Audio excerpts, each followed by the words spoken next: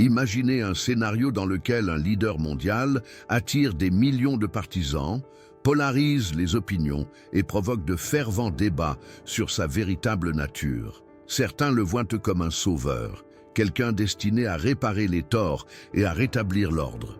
D'autres, cependant, le considèrent comme une menace, quelqu'un qui symbolise le mal dans sa forme la plus subtile. Maintenant, demandez-vous, un tel personnage pourrait-il vraiment être l'antéchrist mentionné dans les prophéties bibliques? Ce problème n'est pas nouveau.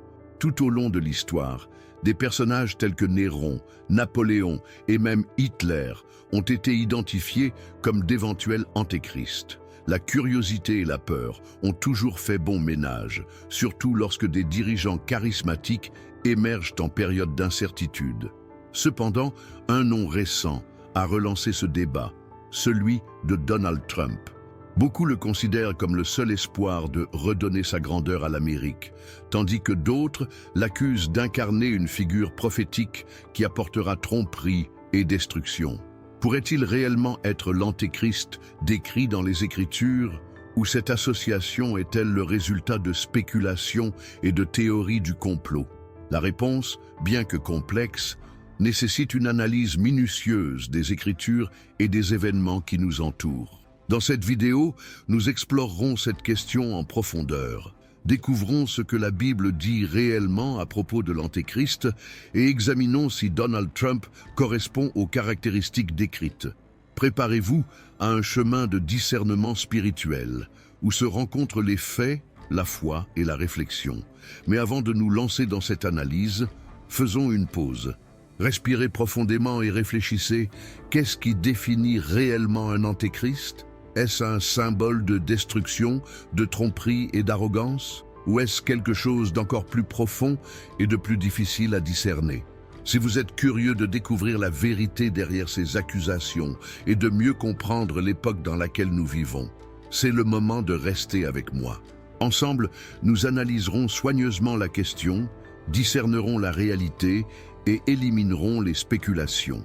Pour comprendre l'impact des théories liant les personnalités publiques à l'Antéchrist, il est essentiel d'explorer la base théologique qui se cache derrière ces idées. La Bible, largement reconnue comme la principale source d'informations sur l'Antéchrist, décrit ce personnage comme une personnification de la rébellion contre Dieu, marquée par la tromperie, le pouvoir et l'arrogance. L'un des textes les plus cités sur le sujet se trouve dans 2 Thessaloniciens 2, 3, 4, où il est écrit « Que personne ne vous séduise en aucune façon, car il n'en sera pas ainsi, à moins que l'apostasie ne vienne d'abord et que l'homme de péché, le fils de perdition, ne soit révélé. Il s'oppose et s'élève au-dessus de tout ce qui est appelé Dieu ou est l'objet d'adoration, de sorte qu'il s'assoit comme Dieu dans le temple de Dieu, voulant apparaître comme Dieu. » Cette description est accompagnée d'autres extraits, comme dans Apocalypse 13, qui détaille un personnage qui unira les nations sous un seul système économique et politique, tout en accomplissant des miracles pour tromper les multitudes. L'Antéchrist n'est donc pas seulement un leader ou une figure influente. Il est considéré comme travaillant directement à l'encontre des desseins de Dieu, exerçant une domination mondiale. Historiquement, les spéculations sur l'identité de l'Antéchrist remontent au 1er siècle du christianisme. Au 1er siècle, des dirigeants comme Néron, connu pour ses persécutions brutales contre les chrétiens, étaient associés à ce personnage. Plus tard, au Moyen Âge, des événements tels que le Grand Schisme et les disputes entre papes ravivèrent ces discussions. Même pendant la réforme protestante du XVIe siècle, des personnalités telles que Martin Luther identifiaient la papauté comme l'Antéchrist. Le contexte moderne est cependant différent. Depuis le début du XXe siècle, avec l'avancée de la mondialisation et l'émergence de personnalités influentes, le débat sur l'Antéchrist a pris de nouvelles dimensions. La Seconde Guerre mondiale a placé des noms comme Adolf Hitler au centre de ces discussions en raison de sa capacité à manipuler les masses et à provoquer des destructions à l'échelle mondiale. Et aujourd'hui, quand on regarde des dirigeants comme Donald Trump, Il est facile de comprendre pourquoi ces accusations surgissent. Certains le voient comme un personnage qui déstabilise les conventions politiques, remettant en question le statu quo auprès de ses partisans fidèles. Cette combinaison de charisme et de controverse amène certaines personnes à se tourner vers les prophéties bibliques pour trouver des réponses. Cependant, il est important de rappeler que la Bible nous met également en garde contre la présence de nombreux antéchrists. Dans 1 Jean 2, 18, il est écrit « Petits enfants, c'est la dernière heure. Et depuis que vous avez appris que l'antéchrist vient, beaucoup d'antéchrists sont survenus. C'est pourquoi nous savons que c'est la dernière heure. » Ce passage renforce l'idée que l'esprit de l'antéchrist ne se limite pas à une seule personne, mais peut se manifester sous différentes formes, époques et contextes. Le message ici est clair. La véritable bataille n'est pas contre un leader spécifique, mais contre la tromperie et la rébellion qui s'opposent au dessein divin. Pour les chrétiens, cette discussion sur l'antéchrist ne doit pas conduire à la peur ou à la paranoïa, mais au discernement. Au lieu de chercher à identifier cette figure, la foi nous apprend à rester concentrés sur Dieu et sa promesse de rédemption. Après tout, comme Jésus l'a rappelé dans Matthieu 24, « Soyez donc vigilants, car vous ne savez pas à quelle heure votre Seigneur viendra. » Tout au long de l'histoire, les chrétiens ont été confrontés à des défis similaires. La leçon qui reste est claire. Même si le monde devient de plus en plus confus et polarisé, la vraie réponse réside dans la foi, la vigilance spirituelle et la recherche constante de la vérité. Dans un monde où l'information circule rapidement et où les vérités sont constamment remises en question, il est essentiel de discerner le vrai du faux. D'un point de vue chrétien, le discernement est la capacité d'identifier la volonté de Dieu au milieu du chaos et des distractions de la vie quotidienne. La vigilance, quant à elle, est l'état d'être spirituellement attentif, se protégeant des influences qui peuvent s'écarter de la foi. La Bible souligne fréquemment l'importance du discernement.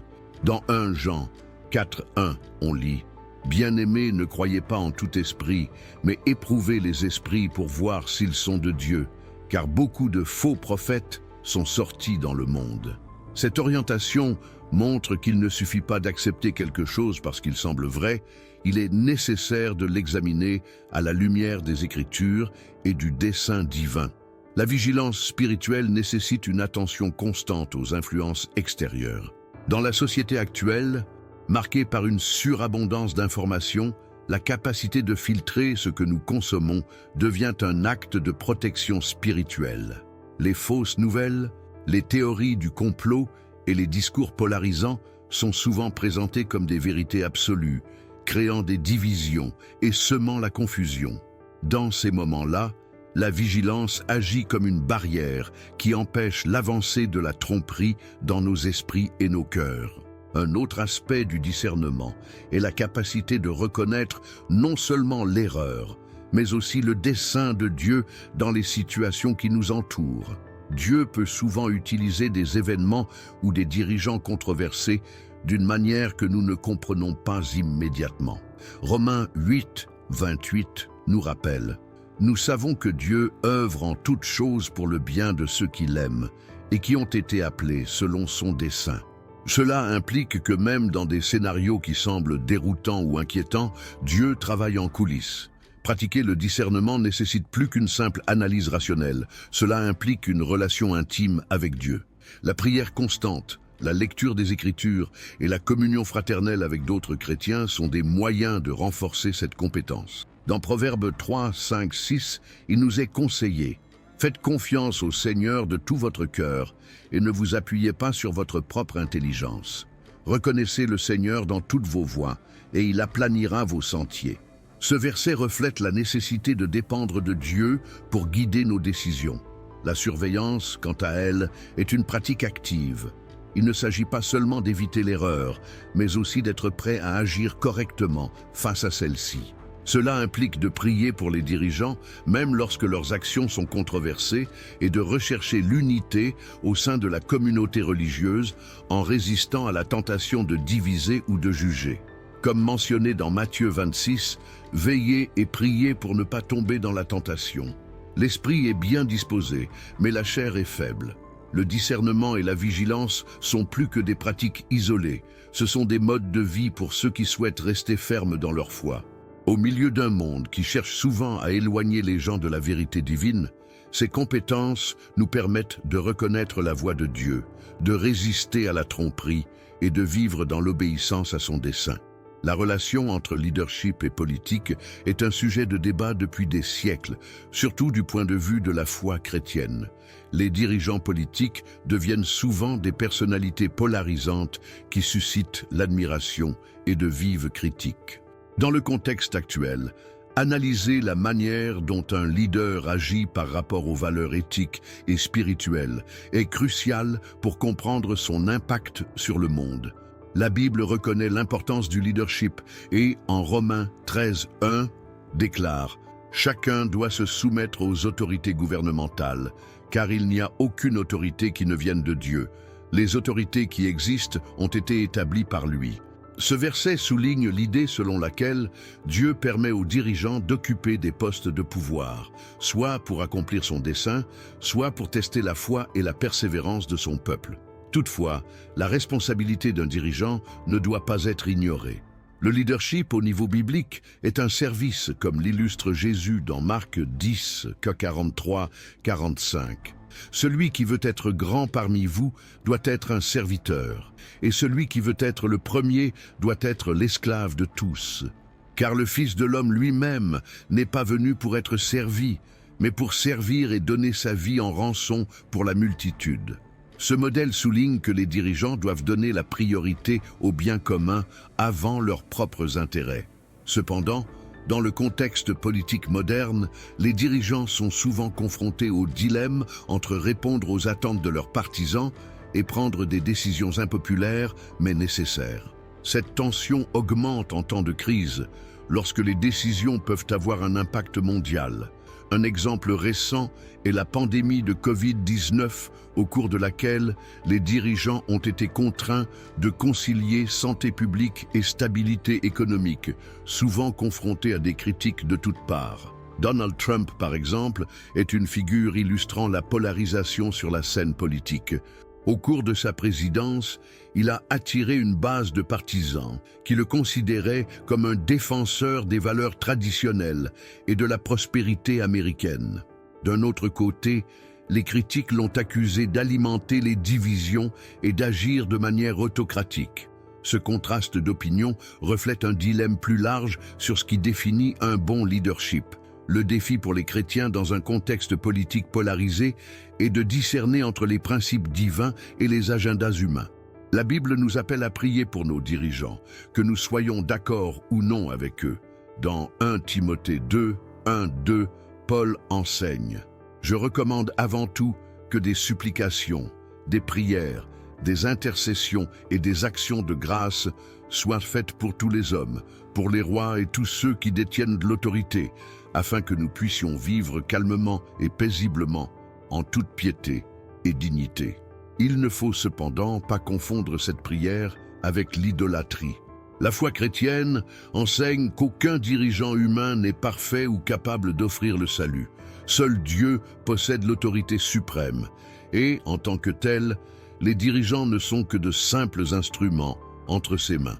Cette vision nous encourage également à évaluer les actions politiques à la lumière des enseignements bibliques, en veillant à ce que les valeurs de justice, de compassion et de vérité soient prioritaires. En fin de compte, même si les dirigeants vont et viennent, le royaume de Dieu reste inébranlable. Il appartient aux chrétiens de vivre en citoyens responsables, non seulement en accomplissant leurs devoirs civiques, mais aussi en reflétant les valeurs du Christ dans leurs interactions et leurs décisions. La politique peut diviser, mais la foi a le pouvoir d'unir, nous guidant vers un objectif plus grand qui transcende les idéologies et les partis. Dans un monde de plus en plus fragmenté par les différences politiques, sociales et culturelles, l'unité des chrétiens apparaît comme une vocation essentielle. La Bible indique clairement qu'en tant que disciples du Christ, nous devons être unis dans l'amour et dans un objectif, quels que soient nos désaccords. L'unité au sein du corps du Christ n'est pas seulement une recommandation, mais le reflet du caractère même de Dieu. Dans Jean 17, 21, Jésus prie le Père en disant « Afin qu'ils soient tous saints comme toi, Père, tu es en moi et moi en toi, afin qu'eux aussi soient en nous, afin que le monde croie que tu m'as envoyé. » Cette prière démontre que l'unité est non seulement importante pour les croyants, mais aussi un témoignage au monde de la véracité de l'Évangile. Cependant, réaliser cette unité n'est pas toujours facile. Les différentes interprétations théologiques, contextes culturels et perspectives politiques créent souvent des barrières entre les chrétiens. Mais l'unité biblique ne signifie pas l'uniformité. Cela n'exige pas que tout le monde pense ou agisse de la même manière, mais plutôt qu'il s'engage dans le même objectif, glorifier Dieu et démontrer son amour au monde. Aujourd'hui, la polarisation politique constitue un obstacle majeur à l'unité des chrétiens. Au sein des églises, il est courant que les opinions sur les questions gouvernementales, les dirigeants ou les politiques publiques deviennent une cause de division. Cependant, la Bible nous appelle à placer notre identité en Christ au-dessus de toute affiliation ou idéologie terrestre. Philippiens 2, 2-4 nous apprend « Il complète ma joie, ayant la même façon de penser, le même amour, le même esprit et la même attitude. Ne faites rien par ambition égoïste ou par vanité, mais considérez humblement les autres comme meilleurs que vous-même. » Ce passage reflète l'essence de l'unité chrétienne, une attitude d'humilité, de service mutuel et d'amour inconditionnel. Lorsque nous plaçons les besoins et les préoccupations des autres avant les nôtres, nous créons un espace où l'amour de Dieu peut être pleinement vécu et partagé. L'unité des chrétiens implique également de reconnaître la diversité comme une force. Dans 1 Corinthiens 12, 12-14, Paul compare l'Église au corps humain, avec ses différents membres remplissant des fonctions différentes, mais travaillant en harmonie. De même, les diverses traditions et perspectives du christianisme, lorsqu'elles sont guidées par le Saint-Esprit, peuvent enrichir le témoignage collectif de l'Église. Promouvoir l'unité nécessite un effort conscient. Tout d'abord, il faut établir un dialogue respectueux. Écouter, plutôt que simplement réagir, construit des ponts de compréhension. Deuxièmement, il est essentiel de donner la priorité à l'éternel par rapport au temporel. Les questions politiques ou sociales sont importantes, mais elles ne doivent jamais prendre le pas sur les valeurs fondamentales de l'Évangile. Enfin, l'unité des chrétiens est renforcée par la prière et la communion. Dans Colossiens 3, 13-14, Paul exhorte « Soutenez-vous les uns les autres et pardonnez tous les griefs que vous avez les uns contre les autres. Pardonnez comme le Seigneur vous a pardonné. Mais surtout s'habiller avec amour, c'est le lien parfait. » La prière nous aide à aligner notre cœur sur la volonté de Dieu, tandis que la communion fraternelle nous permet de nous soutenir et de nous encourager les uns les autres. L'unité chrétienne n'est pas seulement un idéal, c'est une nécessité dans les moments difficiles. Lorsque les chrétiens se rassemblent, ils reflètent le royaume de Dieu dans un monde qui aspire à l'espoir et à une direction. Malgré les différences, l'amour du Christ est le fondement qui maintient son Église ferme, forte et efficace dans sa mission. Nous avons atteint la fin de notre voyage, mais le véritable appel à réfléchir sur ce sujet ne fait que commencer. Nous vivons une époque complexe, où il n'a jamais été aussi nécessaire de discerner ce qui est vrai et de rester concentré sur le dessein divin. La question des dirigeants, de leur rôle et des prophéties bibliques ne concerne pas seulement la compréhension des événements mondiaux, mais aussi le renforcement de notre foi et de notre dépendance à l'égard de Dieu. Ce que nous apprenons, c'est que même si beaucoup cherchent à identifier des signes et des figures prophétiques, le message central de la Bible reste inchangé. Veiller, prier et faire confiance au plan souverain du Seigneur. Il ne nous appartient pas de déterminer chaque détail de l'avenir, ni d'identifier chaque personnage sur la scène mondiale. Notre rôle est plus profond et plus éternel. Vivre dans la fidélité, l'unité et le service au Christ. La parole de Dieu nous rappelle que les nations et leurs dirigeants passeront, mais que son royaume est éternel. Matthéo 6, 33 nous exhorte « Cherchez premièrement le royaume et la justice de Dieu, et toutes ces choses vous seront données par-dessus. » C'est l'appel le plus élevé, donner la priorité au royaume qui ne sera jamais ébranlé. Alors que nous sommes confrontés à l'incertitude et à la division dans le monde, nous sommes mis au défi d'être des lumières dans l'obscurité, des exemples d'amour et de réconciliation dans un paysage de conflit. Le véritable impact ne vient pas du fait de souligner qui est ou non une figure prophétique, mais du reflet du caractère du Christ dans tout ce que nous faisons. Alors que vous sortez de ce moment de réflexion, demandez-vous comment pouvez-vous contribuer à promouvoir la vérité et l'espoir? Comment votre vie peut-elle être un témoignage d'unité et de paix? Le monde n'a pas besoin de plus de peur ou de jugement. Il a besoin d'exemples vivants de l'amour transformateur de Dieu. Laissez ce message non seulement comme conclusion, mais comme point de départ. Puisse-t-il inspirer chacun de nous à rechercher le discernement, à promouvoir l'unité et à garder les yeux fixés sur le Christ, le véritable centre de notre foi. Après tout, les dirigeants, les événements et les époques passeront, mais ce qui restera, c'est la fidélité de Dieu et la force de sa promesse. Puissions-nous vivre comme ceux qui savent à qui ils appartiennent, en restant fermes dans la vérité qui transforme les vies.